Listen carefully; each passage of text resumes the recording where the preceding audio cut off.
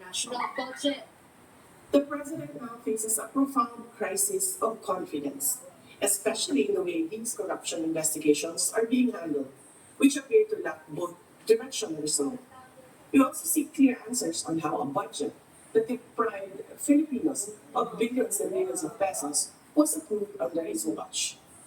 Bilang reaksyon sa pahayag ng pangalawang Pangulo, sinabi ni Panas Press Officer Undersecretary Pierre Castro na kung mayroon mang dapat unang naimbestigahan, iyon ay ang Vice Presidente. Pagtatanggol ng opisyal, si Pangulong Ferdinand Marcos Jr. na nga ang gumawa ng inisyatibo upang maimbestigahan ang mga katiwalian sa pamahalaan na hindi ginawa ng Duterte administration.